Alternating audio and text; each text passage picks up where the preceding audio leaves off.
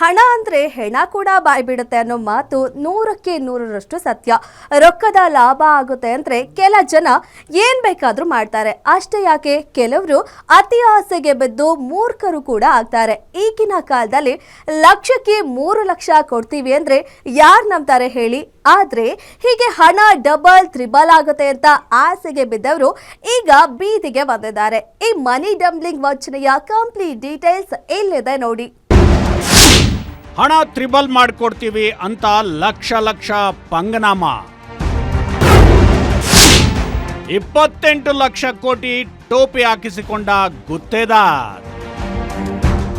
ಜಗತ್ತಿನಲ್ಲಿ ಮೋಸ ಹೋಗುವವರು ಇರುವವರೆಗೂ ಮೋಸ ಮಾಡೋರು ಇರ್ತಾರೆ ಅನ್ನೋದು ಮತ್ತೊಮ್ಮೆ ಸಾಬೀತಾಗಿದೆ.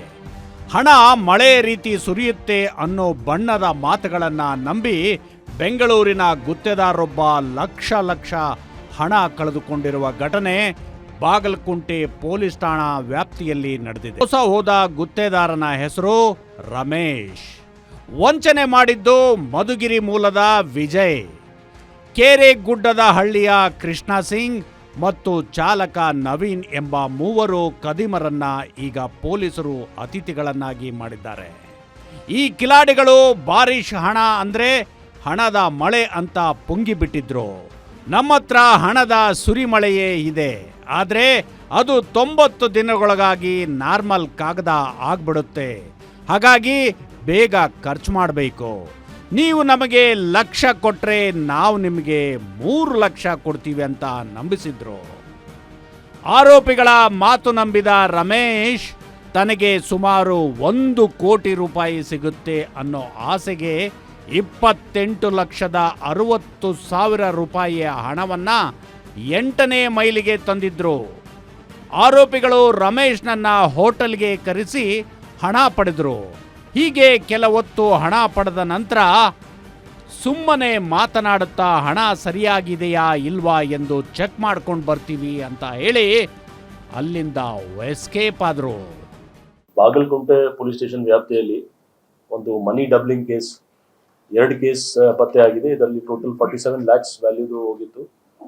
ನಮ್ಮ ಪೊಲೀಸವರು ಒಳ್ಳೆ ಕೆಲಸ ಮಾಡಿ 40 ಲ್ಯಾಕ್ಸ್ ರಿಕವರಿ ಆಗಿದೆ. ಮತ್ತೆ ಇದರಲ್ಲಿ 3 ಜನ ಆರೋಪಿ ಕೂಡ ಅರೆಸ್ಟ್ ಮಾಡಿದ್ದಾನೆ. ಇನ್ನೂ ಕೆಲವು ಆರೋಪಿ ಬಗ್ಗೆ ಮಾಹಿತಿ ಇದೆ.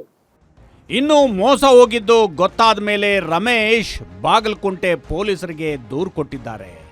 ತನಿಖೆ ಕೈಗೆತ್ತಿಕೊಂಡು ಪೊಲೀಸರು ಮಿಂಚಿನ ಕಾರ್ಯಾಚರಣೆ ನಡೆಸಿ ಮೂವರನ್ನ ಬಂಧಿಸಿ ಅವರಿಂದ ಒಟ್ಟು 40 ಲಕ್ಷ ರೂಪಾಯಿ ಹಣವನ್ನ ಸೀಜ್ ಮಾಡಿದ್ದಾರೆ. ವಿಚಾರಣೆ ವೇಳೆ ಇವರು ರಮೇಶ್ ಮಾತ್ರವಲ್ಲದೆ ಮತ್ತೊಬ್ಬ ವ್ಯಕ್ತಿಗೂ ಇದೇ ರೀತಿ 18 ಲಕ್ಷ ರೂಪಾಯಿ ಟೋಪಿ ಹಾಕಿರೋದು ಬೆಳಕಿಗೆ ಬಂದಿದೆ. ನೀವು ಏನು ಕೊಡ್ತಾರ ಅದಕ್ಕೆ 3 ಪಟ್ಟು ನಿಮಗೆ ವಾಪಸ್ ಕೊಡ್ತೀವಿ ಅಂತ ಅವ್ರಿಗೆ ನಂಬಿಸಿ ಈ ಥರ ಮಾಡಿಬಿಟ್ಟಿದ್ರು. ಬೈ ಚಾನ್ಸ್ 2 ಕೇಸ್ ನಮ್ಮ ಗಮನಕ್ಕೆ ಬಂದಿದೆ. ಇನ್ನೂ ಇರ್ಬೋದು ಕೆಲವು ಕೇಸಸ್ ಇದ್ರೆ ಜನಕ್ಕೆ ನಾವು ಅಪೀಲ್ ಮಾಡ್ತೀವಿ. ಕಂಪ್ಲೇಂಟ್ ಕೊಟ್ಟರೆ ನಾವು ಅದರ ಬಗ್ಗೆ ಕೂಡ ಕ್ರಮ ತಗೊಳ್ತೀವಿ. ಸದ್ಯಕ್ಕೆ 2 ಕೇಸ್ ಪತ್ತೆ ಆಗಿದೆ. ಇದರಲ್ಲಿ 3 ಜನ ಆರೋಪಿಯವರು ಅರೆಸ್ಟ್ ಆಗಿದೆ.